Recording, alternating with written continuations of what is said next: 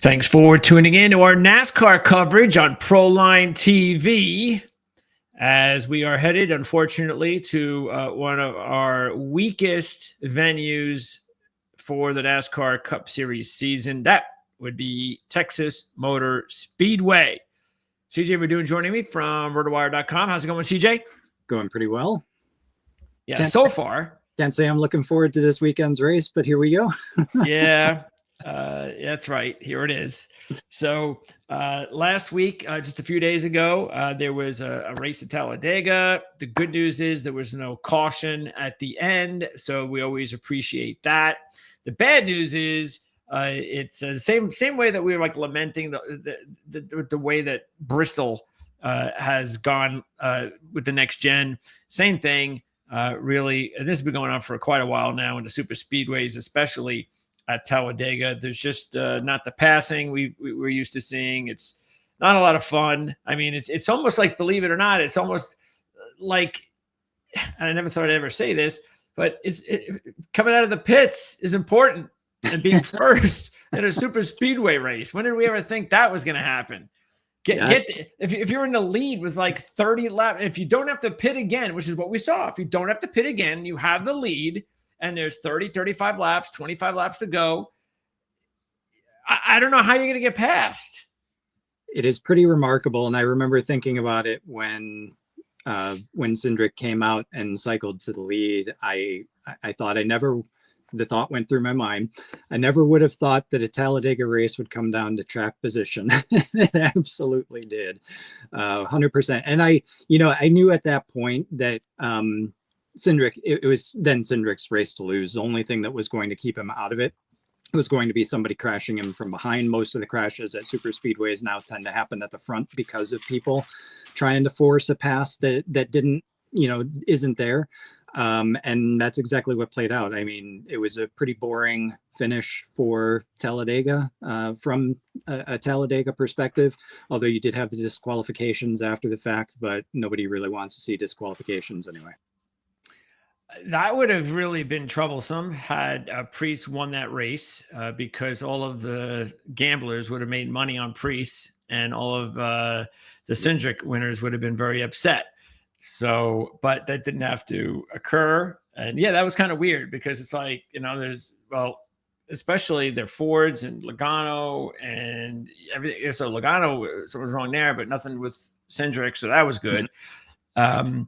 And then we heard of course, everything that happened afterwards with Logano and Cindric, which I have to hand it to Joey Logano. He obviously didn't remember that he had a 5-year run back in the day when everybody couldn't stand him because of how he raced. And even his teammate, Brad Keselowski, was his biggest critic. So I don't know, maybe he just figured, well, that's the way it was done when I was growing up. So I guess that's my job, is to critique the younger guy, even if he's not really that much at fault. But we don't know really what happened. But yeah, that was kind of interesting to have Joey Logano, of all drivers, from what we remember, the way he used to drive, to giving it to his teammate, who winds up winning. So a poetic justice as Cindric ended up winning. I was questioning Cindric's move coming down to that stage finish. It did seem a little odd, so I can totally understand why Logano would be pissed off like that. And I honestly, Logano's been through the ringer from every driver in the paddock throughout his entire career. I think it's only fair that from time to time he gets to dish it back to others. I don't think it necessarily should have been Cindric, but it is what it is. That would have been a good way to put our live show together. Again, I was trying to get that done, but I did not think that the race was going to last shorter than it did, because we're always used to having a crash or two at some point. That did not occur. So it ended still around 6:30-ish, I think. What was that? It was a little bit after, because I had to leave. I had a concert that night, so I wouldn't have been able to do the live show with you. And I walked out just before it was finishing. I was annoyed because it was getting close, and I thought for sure it was going to Something was going to happen. Yeah. Well, of course it did. So, yeah. Well, nothing did, but I didn't really miss much, put it that way. Yeah, I recorded it, so I just was able to watch the ending when I got back from the movie, which I thoroughly enjoyed, by the way. So thumbs up on Accountant 2. So that really was worth it. And we're going to do this. So trust me, there'll be another race. I'm not sure exactly what the calendar looks like for a race that we can have a little bit more assurance that the ending could be a little bit more dramatic than most other NASCAR finishes. Again, what that would be, like just looking at the races, the calendar right now, I don't know. It might be a while because we don't have another super speedway race. If that's the way we choose, either a super speedway race or a road course, I don't know. I mean, a road course might be fun. We'd have to see that Mexico City, but Mexico, Amazon Prime, Sonoma's not the greatest road course to watch these cars at. Watkins Glen, August 10th, and then right around the corner after that, you got Daytona, August 23rd. Yeah, and that, of course, dramatically being the final race before the playoffs. Yep, which is nice. I like that. I do too. Throw some drama in there. Why don't you? Because if you're not in the playoffs by Daytona, are you really going to challenge for championship? Likely not. Yeah. So I'm not worried if a driver gets screwed out of it. I don't think that's going to be the case. Look, maybe there is a driver. Maybe Joey Logano still doesn't win a race by then, and then all of a sudden he gets he gets penalized, and there's something happens, and he loses a bunch of points, and now he's on the bubble, and maybe that could happen, but unlikely. Chances are, if you have to get in on that last race, you're not going to win a championship. So I'm all for that. So maybe that one will be a good race for us to possibly go live. But we do have a bunch of road courses there, including Atlanta before that to choose from. So we're going to do our best to give it a try at some point. Okay, so let's go ahead and also want to remind everybody, this is a F1 week. So if you are interested in F1, we are going to be recording an F1 video. So check that out. It should be out in a couple of days. We are recording this on Wednesday afternoon. So let's go ahead and preview the race from Texas. Yeah, one of our favorite tracks, And if you look at this one, is there a specific defining reason why the racetrack and the races generally suck? I think a couple of reasons. I think it sucked prior to the current generation of car because the last generation of car just didn't work on high speed 1.5 mile ovals.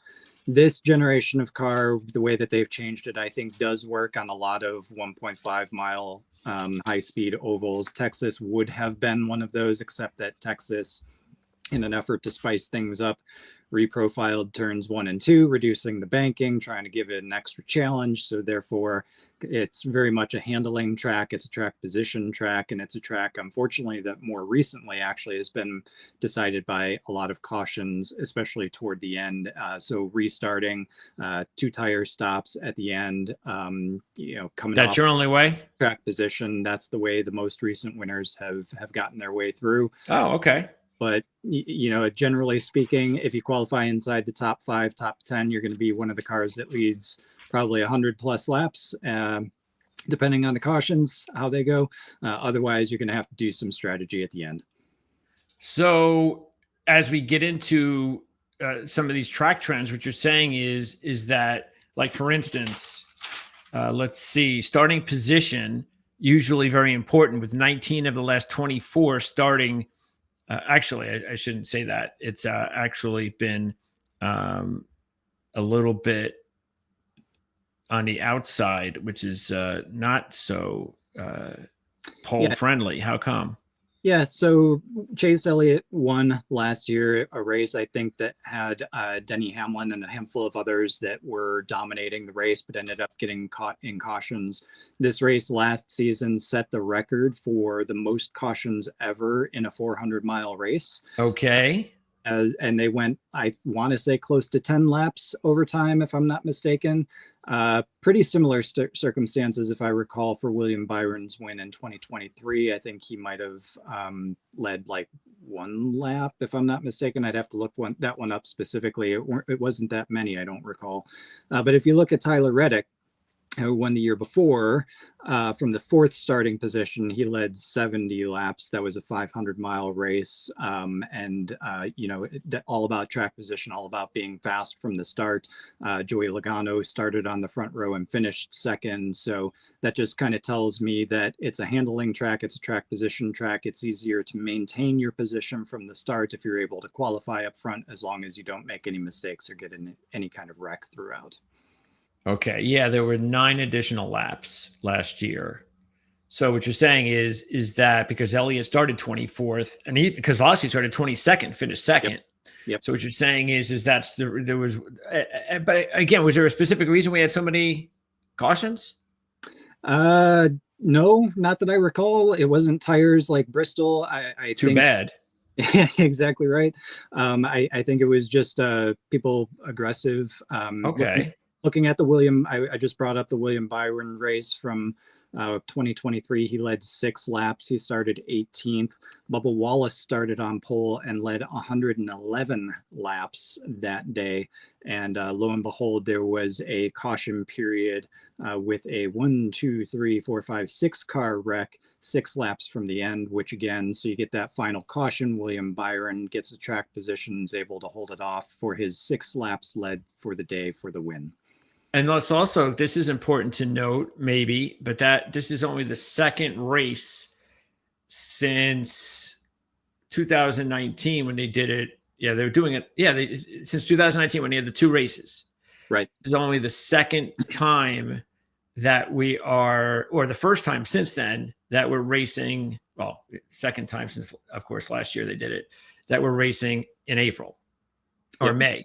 Correct. So, yeah, the previous 2 next gens were both in September. So it used to be they would race late March, April in the spring, and then late October, November in the fall. 2 races each until 2021. And those first 3 were all late September, mid October until last year when they raced mid-April. Now we got early May. So I don't know. Look, it's what we want to see. Bring in the cautions. Why don't you? Sitting here and watching someone dominate a race at Texas, which is definitely possible at this track, is not what we want to see. So I guess that's good, right?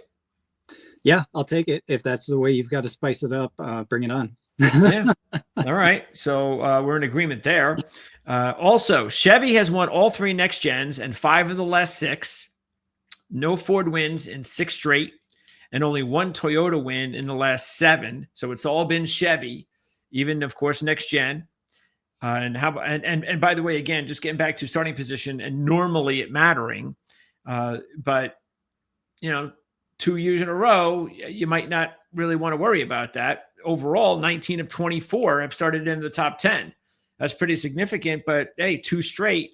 So there's that. And 8 different winners we've had since 2019. How about that? So it is a track where you would not expect to have a repeat winner just based on the past 9 races. Like you said, it doesn't repeat very often. And that would rule out, if you just want to go that way, okay, Chase Elliott, William Byron, Kyle Larson, all Hendrick drivers, Reddick, Kyle Busch, Austin Dillon, and Denny Hamlin. Okay, so that's those are the drivers. If you want to go that route, those would be the 8 that you would say, nope, not this week. Okay, that is it for the trends. So let's get right into it. Let's go over the odds. I don't think we have to guess who the favorite is. I will say, though, that I like the way that I saw the original odds for the race with the top 3, if it's still the way it was. Have you seen the odds yet? I have not. All right. So who do you think is second? It's either going to be Hamlin or Reddick. Probably go Hamlin. No.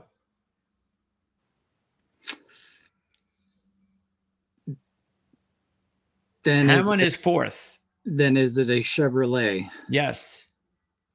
Byron. Yes. And then Reddick and Yeah. Hamlin. So, and I'm okay with the way that this is. So I think the odds make a lot of sense. Larson is not like overwhelmingly a favorite. 5-1's okay. I can handle that. But keep in mind, Larson only has one win. So it's not like he has a lot, but that hasn't stopped Vegas before. I mean, Kyle Larson's always going to get the short numbers. And next gen, it's weird because before next gen in 2021, he wins from the pole, dominates, leads 256 of 334 laps. Then the next gen's results are 21st, 31st, and 9th. So you would think, something's wrong here. But not necessarily, because he led 19, 77, and 99 laps during those 3 years too. So you can see why he deserves to be 5-1. Byron is right behind him, as you can see, at 6-1. He's got the win just a couple of years ago. Matter of fact, in his 4 most recent results are 7th, 3rd, 2nd, and 1st. And Reddick, who's right behind, has got the 2022 win. And in the next gen, he's led laps at least 36 or more. And in his 3 top 5s out of 6 races in the Cup Series, he's had a runner-up, a win, and a 4th place finish, which was last year.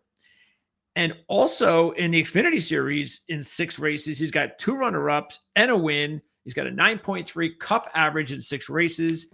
So really, to me, those are the 3 I really think are going to be hard to kind of take one out. And I think because the way the odds are, you can win on 2. That's why I like the way the odds are here. You can take 2 out of these 3 if you want and just go that route. One of them win, you're going to make money. Because I don't really think I'm okay with knocking Hamlin out, because Hamlin has only had 1 top 5 in his last 7. And he's only led 52 laps during that stretch. And he's only led 329 laps in 34 races at Texas. So yeah, I'm okay with knocking Denny Hamlin out of this group.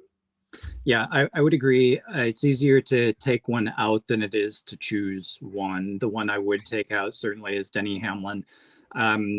Like I said before, when we were talking about the track, he was on pace to win. He was out front. He led 37 laps in this race last year, ended up getting taken out in a late caution. There were like 2 or 3 cautions still to come yet, even after that. But that was the first time he led any laps of significance at this track since he started from pole back in 2019. So I think it's okay to go ahead and take Hamlin out, not to say that he's not going to be fast this week and go out and win. But of this bunch, I think he would be the one that I would remove. It's probably much more difficult for me to choose between Kyle Larson and Tyler Reddick. And Tyler Reddick, the reason why I say those 2 actually is because they both lead a lot of laps. Tyler Reddick, 70, 36, and 37 laps led in the last 3 races here.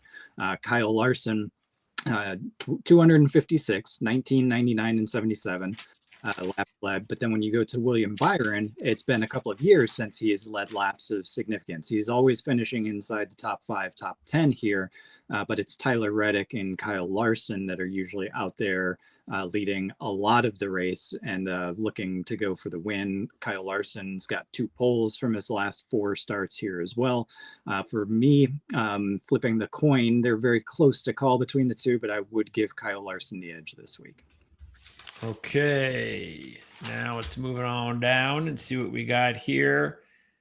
All right, so we've got these 4 drivers, and out of these 4 here, I think I'm gonna take Blaney and Briscoe because Bell doesn't really have much. Yeah, he's 50% top 5, but he hasn't really led many laps here at all. And he's 8-1, so it's a short price, and it's a Toyota. So Logano, I'm willing to bump out. Interesting enough, he was 30-1. There's a few of these that I think are really interesting, comparing last year's odds at this time. Logano was 30-1 in this race last year. I don't know why he's now 14-1. He's not having a good season. And last year's race, he finished 11th. So I don't get that. I don't know why the 30-14. Maybe he shouldn't have been 30 last year. He only has 1 top 5 in his last 5 with 12 career top 5s. Just 1 win out of 29. and he's only led 29 combined laps in those last 5. So I'm willing to say no to Logano this week. But Blaney, who had the bad luck last week in the beginning of the race, knocked him out. But he's at 9-1, so that's a good number. And he's got 8 career top 10s that have all occurred in the last 11 appearances. 4 of those are top 5s. He led 148 laps in one race, 150 laps in another race. That was 2017, 2020. Last 2 years did not go very well for Blaney or even Logano or Cindric or any of these Penske drivers, basically. I'm not sure why, but look, it is what it is. And Blaney must have had some issues because he was way back. But keep this in mind, that not only has he been really good lately in the Cup, but in the Xfinity Series, he has 5 top 5s out of 6 appearances, 3 runner-ups, 1 win, and a 3.0 average. I mean, you don't get much better than that. So he's had a lot of success here on this racetrack, especially in the Xfinity Series, a good amount in Cup without winning. So I think he's overdue to win. Briscoe, meanwhile, was 400-1 in this race last year. 400-1. Truex was 7-1. So he's got his car. But look at he's raced 4 times here in the Cup Series. And in the next gen, all 3 next gen finishes were in the top 10. His career average in 4 Cup is 9.0, even though he's never led a lap. He's done okay in the Xfinity Series as well. So, yeah, so that's why out of these 4, I'd go Briscoe and Blaney. Yeah, if I'm going to choose a Ford this week, it's going to be Blaney. And he was really, really good prior to the last 2 races. It doesn't matter whether it was the old car or this next gen car. He was on a run of 5 straight top 10s, 2 of those being top 5s. The last 2 races, though, he was involved in crashes. So one, he crashed out DNF. That was 2023. Last year, he started 7th, crashed just before the 200 lap mark and ended up 33rd because of the damage and trying to repair all that. So I think if Blaney can keep his nose clean, he's probably going to be, for my money, going to be your top Ford. And I might look for him in those top manufacturer, or maybe those best ofs, like top Ford driver, if you can make a bet. Okay. On what Blaney's odds are there, that might not be a bad one to take. Logano, the next gen car at this track, he's just not been good at, so no need to talk about him, I would say. But Chase Briscoe is very interesting. 15th, 5th, 10th, and 6th in his 4 races. It doesn't matter, whether it's the old car or the new car. I'm really interested to see at a track that he is very good at and has been very good at, with his new team and with this new team who has a couple of cars that are extremely quick at a place like Texas. I'm excited to see how he uses that. So I think Chase Briscoe, with his odds, very attractive. Ryan Blaney is my top Ford pick for the weekend. Okay, let's move on down. And as far as this group is concerned, the one that really sticks out for me is the defending champ. So Chase Elliott, who is 4th in points, and he has, I think, 6 top 10s in his last 8. He's defending champ, as I mentioned. Yeah, he had to win the way he had to win. All right, we get that. And his average is 12.2 in 14 races, which is okay. But the thing that sticks out to me, 2 things. 1, he's driving a Chevy, and 2, he's 20-1. So that's a pretty big number. And once again, I know he's not leading laps, and that's the thing that is still kind of he knows he's not ready to win a championship yet. They've got to, this is all great, being at 4th and gobbling up points and all that, but they're not at championship level yet. But 20-1, I mean, that's, I like that. I know it's hard to win back-to-back, but I'm still getting 20-1. Now this is interesting. The first time, really almost all season. I know Bowman's gone through, a pretty rough stretch before last week. He had those three races. So, and there was like 1 or 2 in there that were unsure about taking him, but his odds were still pretty big. This is the first week where I was like, yeah, I don't see anything. Why would I take him? His average is 24.8 in 15 races. This is not the week to take Bowman. And then I look up and his odds are down to 22-1 now. Like every week, he's 30 to 35-1. He's a sleeper. He's perfect. Why are they not giving him any respect? They finally decide to drop his number in probably one of his worst tracks. So why? Just because he drives a Chevy, just because he's a Hendrick driver. They've all won just the last several years, so he's got to join the club. If he's 35, 40 to 1, I'm okay with that. But I can't take him at 22 to 1 with that kind of an average. Wallace is even too low. I know that he's been pretty good here the last 2 years. You just referenced his performance a couple of years ago from the pole. But come on, 18 to 1 for Wallace when you're putting him in the same group as some of these. I still can't go down that road. And again, I think they're giving Kyle Busch a little bit, sort of like last week even. I don't know. It's like, why would you give him? Because he's driving a Chevy? I mean, he hasn't done well with anything over the last several years here, even though he's been a great driver at Texas at this track. He just hasn't really been going well here lately. And look, if you give me the odds that I think we should get from him, 20 to 1, 25 to 1, then just like Bowman, okay, I'm interested, but not at 16 to 1. The two I would want to talk about here and I would point out would be Wallace and Elliott. And because Wallace is lower than Elliott, you have to go with Elliott because Elliott's better. Elliott's got a better record.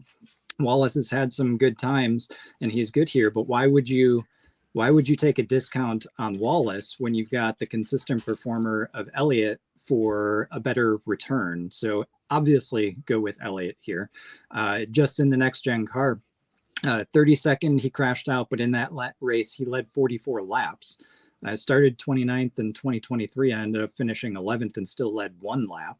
Started 24th and won last year. And last year wasn't a fluke because of the cautions. He still led 39 laps and he was up there. You have to get up there in order to be able to be competitive. It wasn't like he just did the 1 lap thing like William Byron in his 6, the year before that. So Elliott very legitimately fast here in a Chevrolet. Certainly the best pick on the screen right now. The only other one I would point out would have been Wallace because of his 111 laps led, but that negates because Elliott's given you better odds. The one interesting thing about Bowman, though, he only has 2 races here at Texas that were worth mentioning. They were both 5th place finishes, and both of those he also started 5th, and that was 2019 and then the fall race of 2020. Aside from that, he's done nothing. His average is 24.8 out of 15 career starts, 1, 2, 3, 4, 5 DNFs. This is not the week to go with Alex Bowman, and definitely not at 22 to 1. Now, maybe if you're lucky, every sportsbook's different, and who knows? Maybe you can get into the 30s with Bowman. Then, okay, you want to throw a couple bucks there. You're just driving in with the Hendrick boys. Okay. But yeah, it's not really the week to take him at those odds in my mind. And then we go to the next group. And let's see what we got here. All right. So out of this group, really the only one that sticks out for me would be Chastain. Mm-hmm. He's also the only one driving a Chevy. And he's been pretty good here the last 2 years. He's actually been at his best the last 2 years. Even though he wrecked last year, he led 32 of his all-time 35 laps here in the Cup Series. And the year before that, he finished runner-up. So yeah, I would definitely look at Chastain in this group at 28 to 1, but the rest of them, Gibbs is still just not showing enough consistency. He was starting to come on a little bit. I don't blame him for what happened at Talladega because Gibbs actually and Toyota, they were going pretty well last week. And it just all mattered about that last pit stop. That's it. They did not, strategy-wise, it didn't work out for them as it did work out for the Fords and the Chevys. The Toyotas got screwed. Looked like the Toyotas were in total control. It looks like it was going to be a Gibbs-Hamlin kind of deal at the end, but it came down to the pit. And so in that respect, you can look at Gibbs over the last 3 weeks and go, okay, things are starting to look up. Unfortunately, he hasn't done anything at this track. And I also don't see a whole lot, like he hasn't dominated or won even in the Xfinity Series. And so because of that, I'm not really that thrilled with taking a chance with Gibbs just yet. Maybe we'll see how he does in qualifying first. But yeah, Chastain would be the only way I would go with these 4. Yeah. Chastain, 2023, started fifth and finished second. He led one lap that time, started 12th last year, crashed out, but led 33 laps before crashing out. So this is a track that he does pretty well at. Gibbs, the only thing that's interesting about him here at Texas is his one lap speed. Translating that across an entire race distance or maybe a fuel load is a different story, but the past two races he started fourth and second, but his best finish was 13th, and that was last year. His average finish from just 3 series starts here is 22. So definitely go with somebody like a Briscoe. I would think maybe see where Gibbs qualifies. If he qualifies up front, you're not going to get 25-1. But so I don't know if you really think about qualifying just needs to translate into a race, maybe take him now. Then I talked myself out of it. Josh Berry, though, just one race. He might be the other Ford that I would look at besides Blaney, because he crashed out last year, so didn't really get to see what he was doing. He's not with Wood Brothers, wasn't with Wood Brothers last year. Wood Brothers at times has been very quick this year, so interested to see Josh Berry. But again, I think Blaney head and shoulders above him as a choice. Okay, let's now drop to this next group. And we're getting close to an area where there's not much left. But as far as this group here, look, Cindric, he won last week, so he's done. But interesting, Cindric, 400-1 in this race last year. And now 80-1. Meanwhile, Hocevar was 6th last week, so he continues to be dangerous. But you're just guessing, as far as I'm concerned, with him racing almost anywhere early this season. Maybe next second half of the season, we can start taking a look at his first season stats, or how does he compare with some of the similar tracks? I still think it's a little too early though. But he is 70-1. It's a big number, and you might be one of those people who also might just say, you know what, I think he's going to win. And if you think he might win this year, then just go ahead and take him every week. Put a couple bucks on him every week. Keselowski and Suarez, meanwhile, interesting enough that Keselowski not getting a whole lot of respect here at 35-1. And I can't believe it's like the first time all season where I said, well, I mean, maybe. That's because he's got 6 straight top 10s, including a runner-up last year. He's never won here, but, he's 35-1. So why not? And then Suarez is a little lower than normal at 40-1, but deservedly so, because he's had 4 straight top 12s, including 5th last year. Suarez is the best long shot on the board, in my opinion. 10th, 12th, 8th, and 5th in his last 4 races here at Texas. Hasn't been out leading laps, but it also hasn't really mattered where he started either, because he started back in 19th and finished 10th, and started 17th and finished 5th, started 8th and finished 8th. So Suarez, I think, best long shot on the board so far. I will not touch Brad Keselowski with a 10-foot pole because of his run of bad luck at the moment. So he is out for me. Cindric won last week. I agree with you. Him going back to back is just completely improbable. By the way, congratulations on the pick. Absolutely. Carson Hocevar. He is a guy that won here at Texas in the Truck Series by leading 1 lap.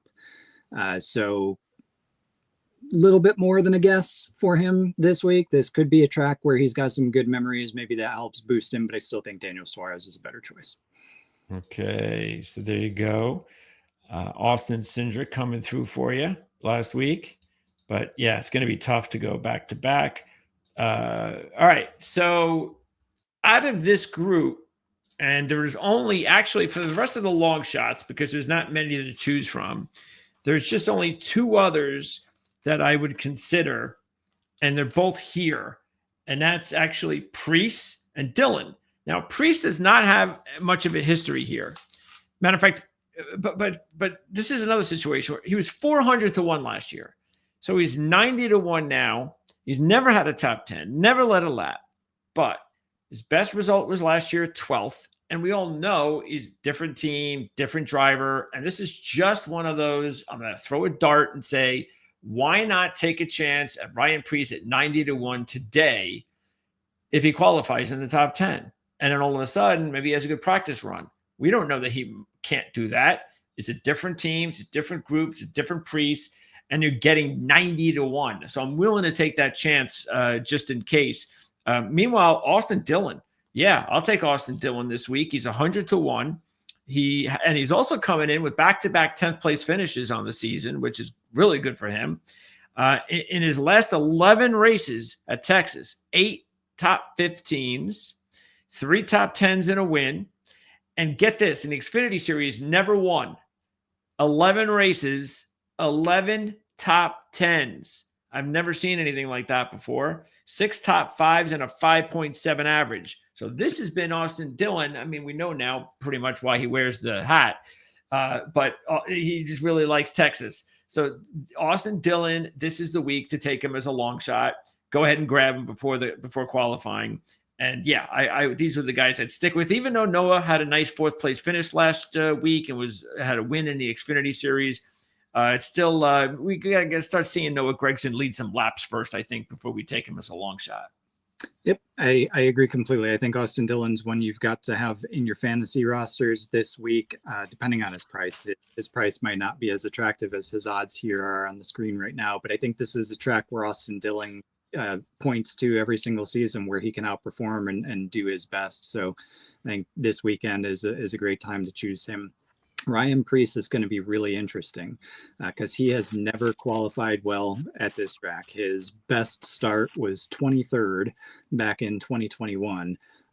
His average start is 28.1. However, last year started 26th and finished 12th, and he's driving significantly better this year than we've ever seen him before. So I think he can improve on that 12th place finish, and why not take him at a long shot at the 90-1. The rest of the field is not looking good. The only driver I think that deserves a little of our mention, and you talked to him last week, and that is Zane Smith, because after we had this little bit of a conversation, he went out, he hit a pole, had a fast car. So what do you think about Zane Smith winning this season? And if so, where should we be paying attention to Zane Smith the most? Gosh, probably a restrictor plate track, to be honest with you. I think he's great at those tracks. Not to say that there aren't others that he's very good at as well, but I think he's going to have some surprise results. Similar to Carson Hocevar, I think he's someone that you really want to look to the back half of the season, because once he gets, I mean, this car is so different than anything that he's driven before. He just needs seat time to be able to come up to speed. And at this track last year in this type of car, he qualified 18th. So that's a pretty good number for somebody who started inside the top 20. Yeah, he went on to finish 26, but if he keeps his nose clean, I think he's in line for a top 15 here. But again, I think Zane Smith at a restrictor plate racetrack, maybe a couple other tracks, but more toward the second half of the season would when I'd be looking for him to pull out a surprise win. Okay, so you still think is it's sort of like you put him in Hocevar's boat in a way that they're just not the team, and his experience. He's just not going to win a regular race this season.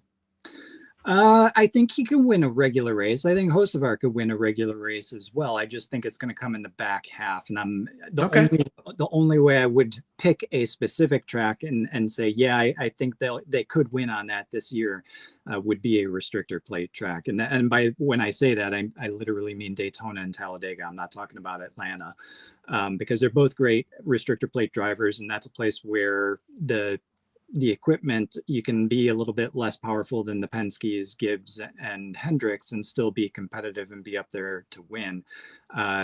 Zane Smith, Carson Hocevar, I think they've got it in them to win a race, but maybe a place like St. Louis or Dover, maybe someplace like that, but more toward the second half of the season.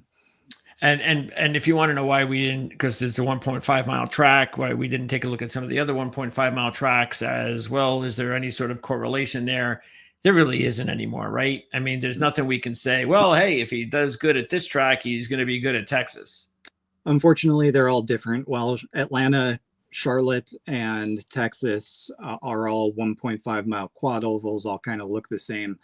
Atlanta obviously has very different rules now, progressive banking. Charlotte is the more classic 1.5 quick 5 mile or 1.5 mile oval. We'll get to see that in a couple of weeks, but that's still very different than having, 4 degrees less of banking in turns 1 and 2 than you do in 3 and 4 here at Texas this weekend. So Texas is a track position and handling track. Whoever is able to, qualify up front and not make mistakes and avoid the cautions throughout the day, I think it's going to be their race to lose. Okay, let's go with our picks. And I believe I already have your pick. Larson? Yeah, Larson, top pick. Yeah, I agree. Again, I think this is the week to take Larson. The odds are okay. Anything 4-1 or under, that's the 4-1 is even, but 5-1 I'm okay with. I can go with 5-1. So I agree with you. But I'm going to go ahead and take Byron. Why not just keep going with these Hendrick drivers? Byron still only got 1 win this year. So we could definitely see him winning a second time. Okay, who are you going to go with? And again, Reddick to me is right there. I mean, if I would not, if anybody wants to take Reddick over Byron and Larson, more power to you, because I think Reddick can. To me, it's like I would put it at like 51, 50, 49% with these 3 guys this week. I just think it's really tough to differentiate them. But it's not like we go after Larson a lot here because of his odds are usually too low. But this is one of those weeks that I think it makes a little sense for us to go that route. All right, who are you going to go with your second pick? So for my middle round pick, I will go with my top Ford choice, Ryan Blaney. Okay. All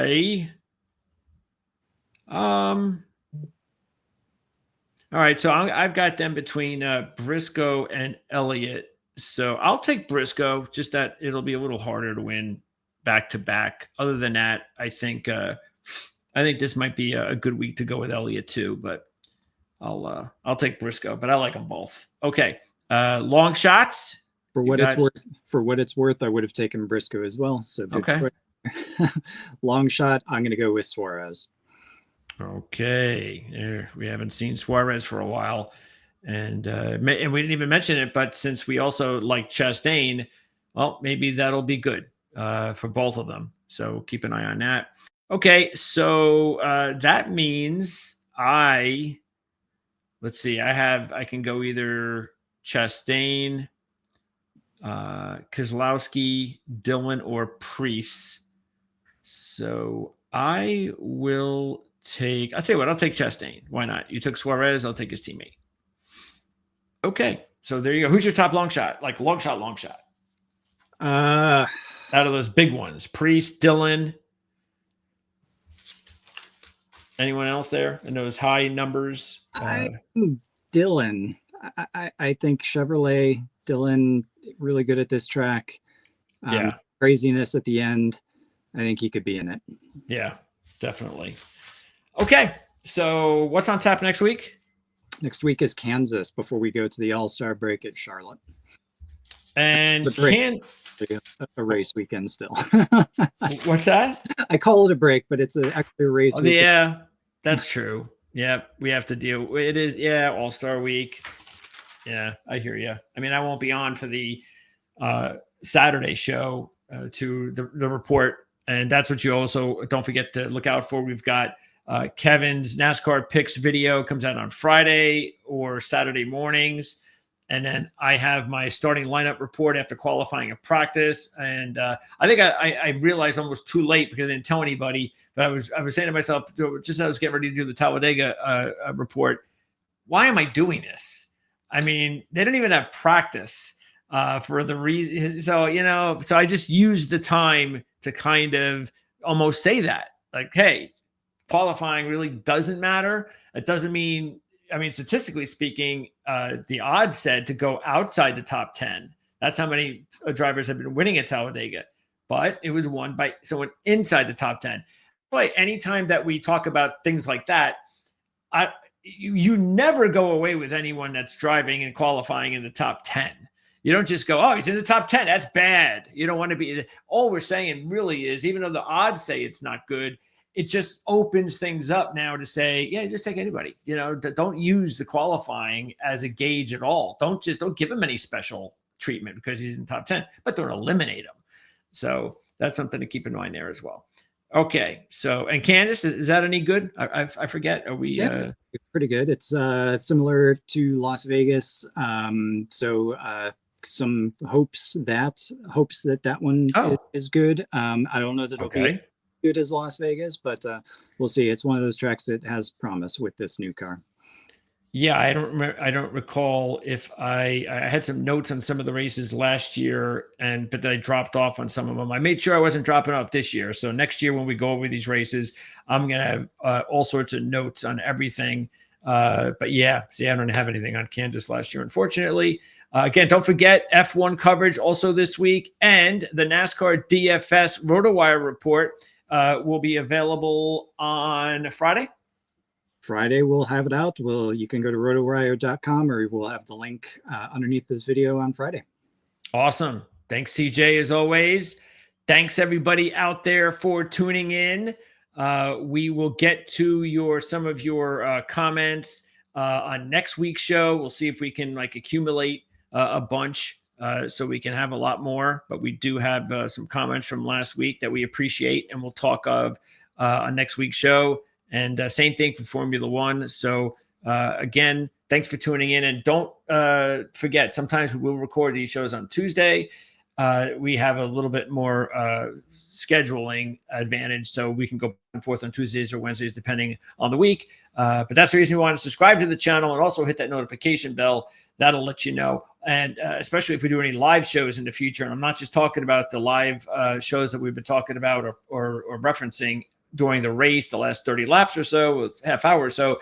But CJ and I will probably put together a nice live afternoon show here sometime in the next couple of weeks, just to, break up the monotony and hope that, you guys can communicate with us. And that'll be the great way to interact with us as we're doing the show. So we'll try to give you at least a week or two in advance warning if we're going to do that, which we will be doing that sometime soon.